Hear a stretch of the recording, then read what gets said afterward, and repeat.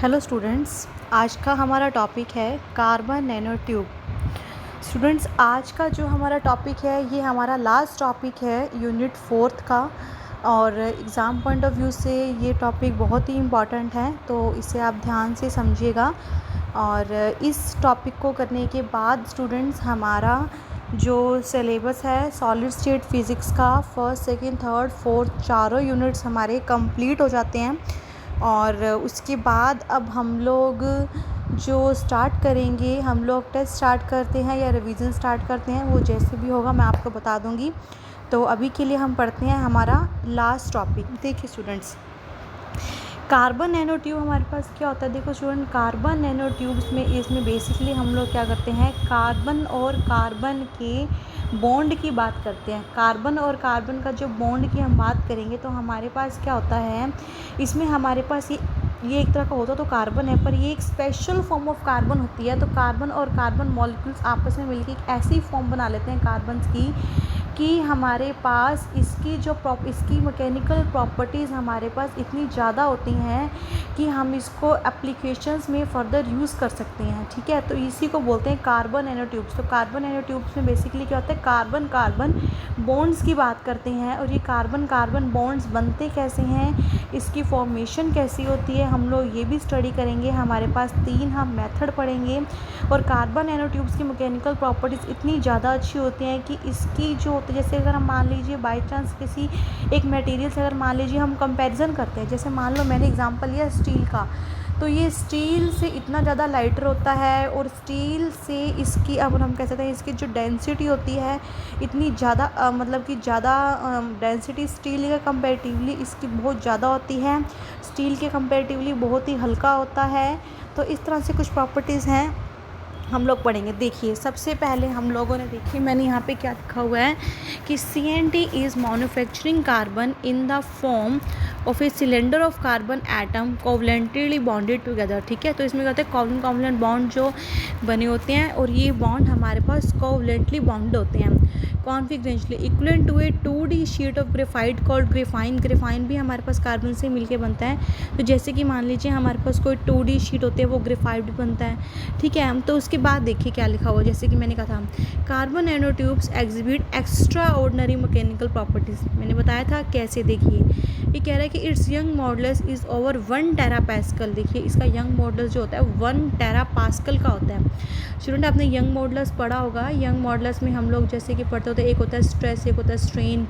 तो हमारे पास जो होता है जो यंग मॉडुलस निकालते हैं वो हम निकालते हैं स्ट्रेस बाय स्ट्रेन निकालते हैं। और स्ट्रेस के यूनिट्स हमारे पास प्रेशर के होते हैं, प्रेशर मतलब पास्कल के होते हैं। देखिए इसका यंग मॉडुलस इतना ज़्यादा होता है 1 टेरापास्कल, और इसकी जो टेंसाइल स्ट्रेंथ होती है वो होती है 200 गीगापास्कल।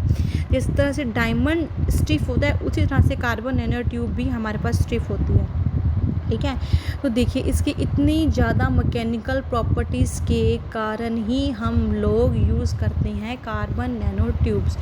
फिर देखिए इसके अलावा और भी क्या प्रॉपर्टीज़ हमारे पास कह रहे हैं। In addition to being strong and elastic, carbon nanotube are light weight. जैसे कि मैंने कहा था आपको, with a density about 1/4 the steel. Sorry, मैंने कहा था डेंसिटी इसकी कम होती है। ठीक है, और जितना स्टील की डेंसिटी होती है, स्टील की डेंसिटी से 1/4 होता है, मतलब इतना ज़्यादा लाइट होता है। और CNT are predicted to have thermal capacity more than 10 times that of steel. देखिए कि जितनी थर्मल कैपेसिटी स्टील की होती है ना, कार्बन नैनो ट्यूब की उससे 10 गुना ज़्यादा होती है। इसीलिए मैंने कहा था कि कार्बन नैनो ट्यूब्स की मैकेनिकल प्रॉपर्टीज़ इतनी ज़्यादा वास्ट होती है, इतनी ज़्यादा अच्छी होती हैं कि हमारे पास आगे फर्दर हम इसका प्रॉपर्टीज़ में इसका यूज़ करते हैं। इसीलिए हमारे पास कार्बन नैनो ट्यूब्स को स्टडी करना इतना ज़्यादा इम्पोर्टेंट हो जाता है। ठीक है, कि सबसे इम्पॉर्टेंट मैंने कहा ये वाला जो है बहुत ही इम्पॉर्टेंट है। क्या कि स्टील से हल्का होता है और इसकी थर्मल कैपेसिटी जो होती है वो कम से कम स्टील से 10 गुना ज़्यादा होती है और 1/4 होती है डेंसिटी इसकी। ठीक है, तो देखिए स्टूडेंट, 2 तरह की कार्बन नैनो ट्यूब्स हम लोगों ने पढ़ना है। कौन कौन सी, एक होती है सिंगल वॉल और एक होती है मल्टी वॉल।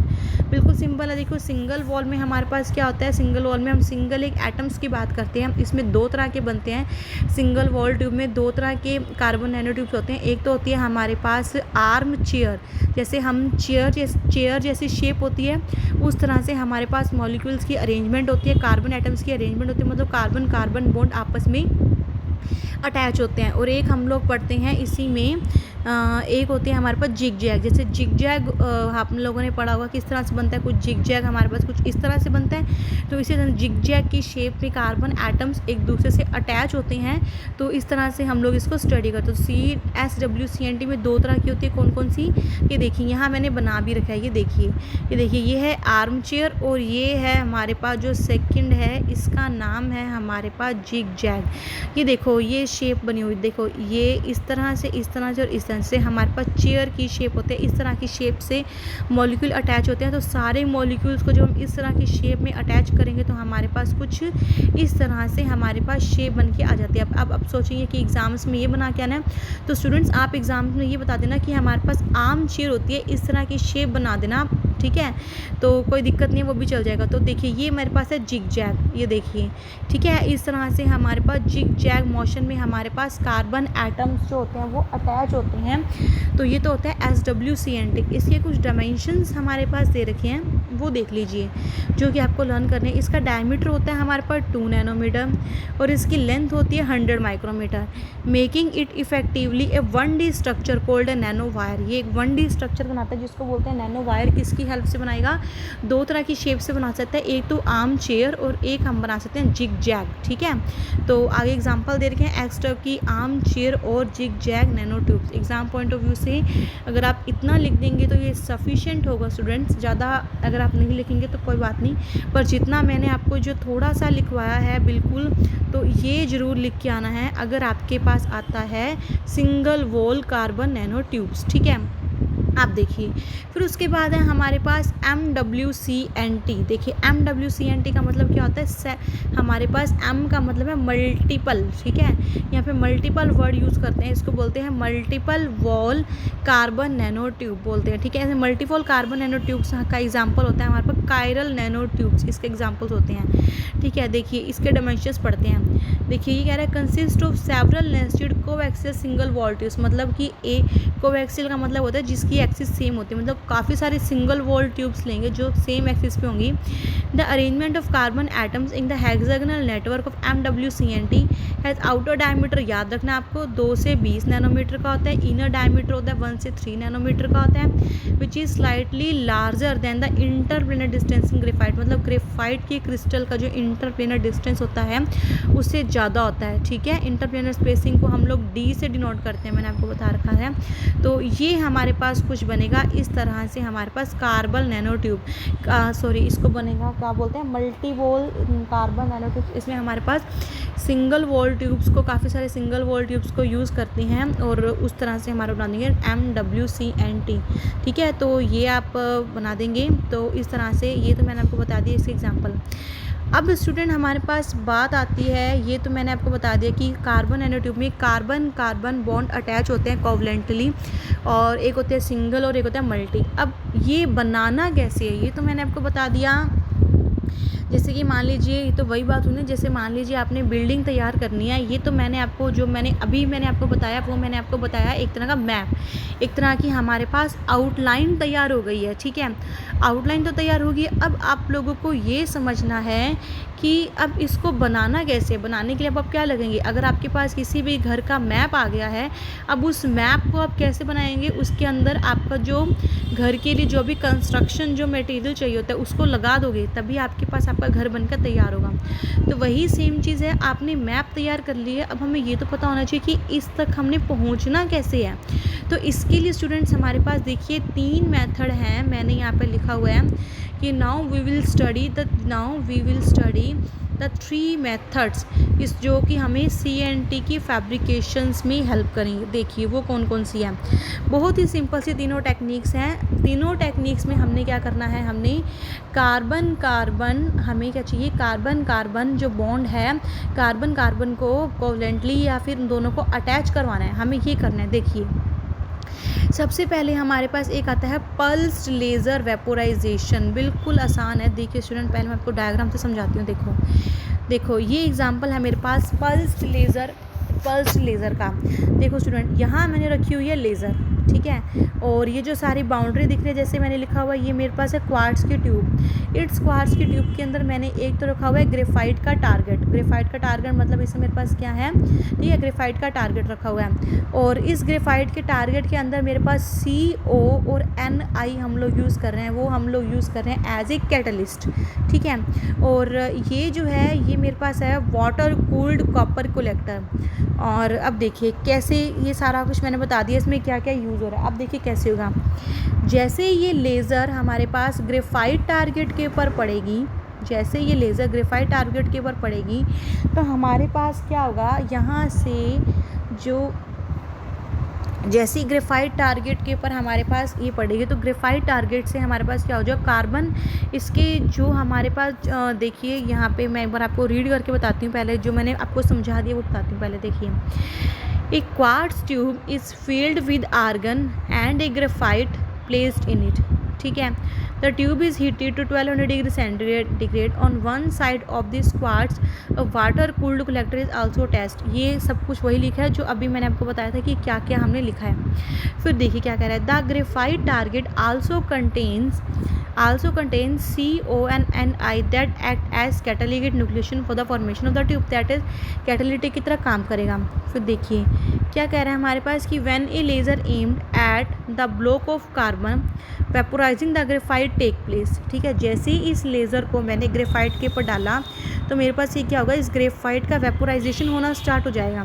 फिर क्या हुआ, द आर्गन गैस, जो ऑर्गन गैस हमने डाली थी वो ऑर्गन गैस क्या करती है, sweeps the carbon atom from the high temperature zone the cooler copper collector. तो यहाँ पे इसके बीच में हमने जो आर्गन गैस जो भरी थी वो आर्गन गैस क्या करेगी, उसको इस जो जैसे ही यहाँ से जो हमने लेज़र जो था हमने ग्रेफाइट के ऊपर डाला, जो इसका जो वेपोराइजेशन वाला ग्रेफाइट होगा वो उसको ले जाएगा यहाँ पे कूलेंट की तरफ। वो मतलब हम आगे एक हाई टेम्परेचर जोन से लोअर टेम्परेचर जोन की तरफ आगे, जैसे ही हम हाई टेम्परेचर जोन से लोअर टेम्परेचर जोन की तरफ आएंगे तो हमारे पास क्या होगा, हमें कार्बन नैनो ट्यूब्स मिल जाएंगी। देखिए क्या लिखा हुआ है यहीं पे, the carbon gas sweeps the carbon atom from the high temperature zone to the cooler collector on which they condenses into the carbon nanotubes. मतलब कि कार्बन नैनो ट्यूब्स का मतलब क्या है, हमारे पास कार्बन कार्बन बॉन्ड्स का हमारे पास formation हो जाएगा और कार्बन कार्बन बॉन्ड्स के फॉर्मेशन से हमें कार्बन नैनो ट्यूब्स जो है वो मिल जाएंगी, ठीक है।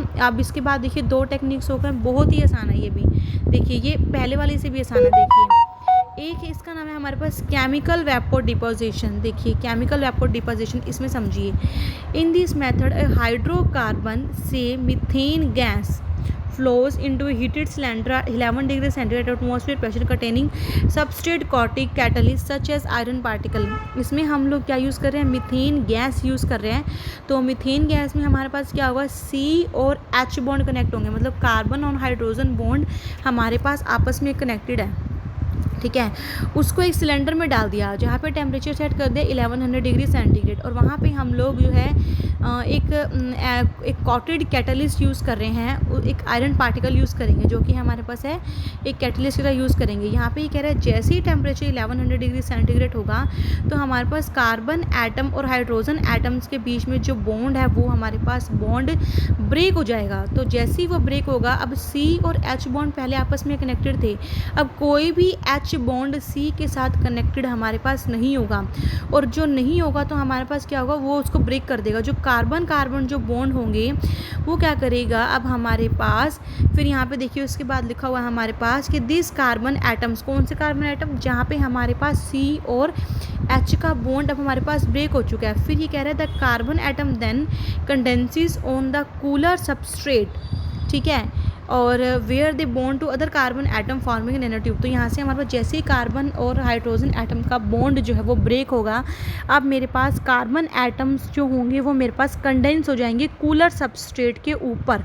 और कूलर सबस्ट्रेट यहाँ पे क्या काम कर रहा है, हमारे पास एक तरह का आयरन कैटलिस्ट जो हम यूज़ कर रहे हैं।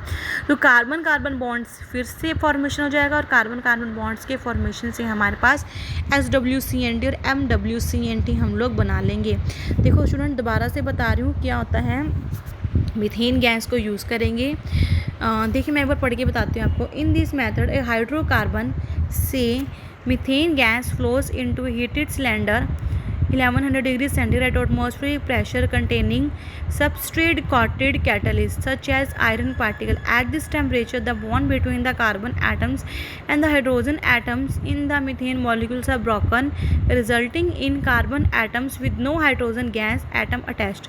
This carbon atom then condenses on the cooler substrate, ठीक है, where they bond to other carbon atom forming nanotube. शायद स्टूडेंट कुछ हद तक समझ आ गया होगा, आपको धीरे धीरे समझ आ जाएगा। एक दो बार नहीं समझ आया तो वीडियो को दोबारा देख लीजिएगा। उसके बाद देखिए फिर नेक्स्ट है हाई प्रेशर CO कन्वर्जन। बिल्कुल ही आसान है। देखिए पहले मैं आपको इसको रीड करके बताती हूँ, फिर मैं आपको समझाऊंगी। यहाँ पे लिखा हुआ है in this method carbon atoms are produced from the CO। Here CO gas and small clusters of iron atoms flow. Here CO gas and small clusters of iron atoms flow are heated in a chamber to 800 to 1200 degrees centigrade. When CO molecules land on the iron cluster, the iron act as a catalyst and help a CO molecule break into a carbon atom and an oxygen atom.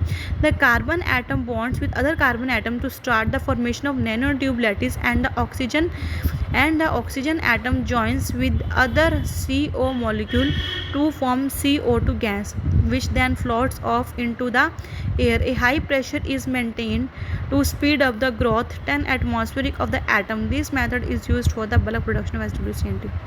देखिए हमें क्या करेंगे student, एक cylinder लेंगे, उस cylinder में CO gas लेंगे और हमारे पास होंगे कुछ स्मॉल क्लस्टर ऑफ आयरन होंगे। यहाँ पे स्मॉल क्लस्टर ऑफ आयरन मेरे पास क्या काम कर रहे हैं, ये मेरे पास काम कर रहे हैं एज ए कैटलिस्ट का। ये हमारे पास कैसे काम करेगा, जो हम इसको एक हाई टेम्परेचर पे सेट करेंगे 800 से लेके 1200 डिग्री सेंटीग्रेड पे, इस पर क्या होगा, CO मॉलिक्यूल का जो बॉन्ड है वो मेरे पास ब्रेक हो जाएगा। ठीक है, तो जैसे ही इन दोनों का मॉलिक्यूल्स का हमारे पास ब्रेक होगा हमारे पास, तो ब्रेक होने के बाद क्या होगा, अब कार्बन एटम काम कर रहा है हमारे पास एज ए क्लस्टर की तरह। तो CO मॉलिक्यूल का एक जो C और मॉलिक्यूल दोनों का हमारे पास ब्रेक हो गया, तो CO जैसे ही मेरे पास ब्रेक हुआ C अलग हो गया और O मेरे पास अलग हो गया। ठीक है, तो अभी दूसरा मान लीजिए मेरे पास CO है, तो जो CO से जो एक ब्रेक हुआ था वो O दूसरे CO के साथ जाके अटैच हो गया, तो CO2 गैस जो है वो हमारे पास CO2 कार्बन डाइऑक्साइड बन के एयर में चली जाएगी। देखिए कैसे कहा मैंने, जैसे मान लीजिए काफ़ी सारे हमारे पास यहाँ पे मेरे पास जो है वो CO और मेरे पास CO लगे हुए हैं। ठीक है, और ये वाला जो मेरे पास O है, ये मेरे पास CO, ये मेरे पास ब्रेक हो गया। जैसे मेरे पास ब्रेक हुआ तो ये भी अलग हो गया और ये भी अलग हो गया। जो ये अलग हुआ ना, ये इसके साथ आके अटैच हो गया, तो अब ये मिल के क्या बन गया, ये बन गया CO2। ठीक है, अब उसी तरह से मान लीजिए यहाँ से भी ये बन गया CO2, ये भी गया एयर में, ये भी गया C2 और ये C और C बॉन्ड आपस में हो जाएंगे कोवलेंटेड बॉन्डेड। दोबारा देखिए, जैसे मैंने कहा एक CO यहाँ पड़ा है, एक CO यहाँ पड़ा है, एक CO यहाँ पड़ा है, एक CO यहाँ पड़ा है, इस तरह से काफ़ी सारे होंगे। CO बॉन्ड ब्रेक हो गया, तो जैसे ही ये वाला C अलग हो गया, ये O अलग हो गया, ये O इसके साथ कंबाइन हो जाएगा, CO2 बन के एयर में चला गया। ये मेरे पास है CO और CO, यहाँ से मेरे पास ब्रेक हुआ, ये CO2 मेरे पास एयर में चला गया, ये C और C आपस में कंबाइन हो जाएंगे, यहाँ से हमें SWCNT जो है वो हमें मिल जाएगी। तो स्टूडेंट बहुत ही आसान है 3 मेथड, आपको तीनों में से जो भी ईजीएस्ट लगे आप वही कर सकते हैं। ज़रूरी नहीं है कि आपको तीनों ही करने हैं। एग्ज़ाम्स में कभी भी नेम वाइज नहीं आता कि आपको यही मेथड ही आपको एक्सप्लेन करना है। एग्ज़ाम में आएगा तो वही ये आएगा कि आपको how to fabricate the CNT, तो कि आपने CNT को फैब्रिकेशन आपने कैसे करना है, उस फैब्रिकेशन में आपको जौन सा भी मेथड आपको ईजी लगे आप वही मेथड अडॉप्ट करके और कर सकते हैं स्टूडेंट। ठीक है, तो अब यहाँ पे ये टॉपिक कंप्लीट होता है। अब कुछ स्टूडेंट्स को डाउट होगा कि 4th यूनिट में ये टॉपिक तो लास्ट नहीं है, लास्ट टॉपिक जो है वो है एक एप्लीकेशंस हैं नैनो टेक्नोलॉजी की, और ये मैंने इससे पहले वाला जो लेक्चर था ना उसी में मैंने आपको थोड़ा सा उसका ओवरव्यू दे दिया था, तो आप वो वहीं से कर लीजिएगा। ठीक है, बाकी जो एप्लीकेशंस हैं वो आपको खुद को ही रीड करनी है, और वो आप खुद रीड कर लीजिएगा। उसमें से कुछ ख़ास बताने वाला नहीं है, तो वो जस्ट एक आपने पढ़नी है। एग्ज़ाम्स में जस्ट एक एप्लीकेशन पूछी जाएंगी, तो वो पर्टिकुलर कोई एप्लीकेशन भी नहीं पूछेगा, तो आपको थोड़ा सा बताना ही होगा कि कौन कौन सी कहाँ एप्लीकेशन हम लोग यूज़ करते हैं। ठीक है स्टूडेंट्स, तो आज हमारा सॉलिड स्टेट फिज़िक्स का यूनिट 4 जो है वो कंप्लीट हो रहा है। और मतलब हमारी सॉलिड स्टेट फिज़िक्स की जो बुक है वही हमारे पास कंप्लीट है, और उसके बाद हम स्टार्ट करेंगे रिवीजन। तो अभी के लिए आप यही टॉपिक देखिए, एग्ज़ाम पॉइंट ऑफ व्यू से बहुत ही इंपॉर्टेंट टॉपिक है। नेक्स्ट जो है हम लोग डिस्कस करेंगे नेक्स्ट लेक्चर में। Okay students, thank you, have a good day, take care.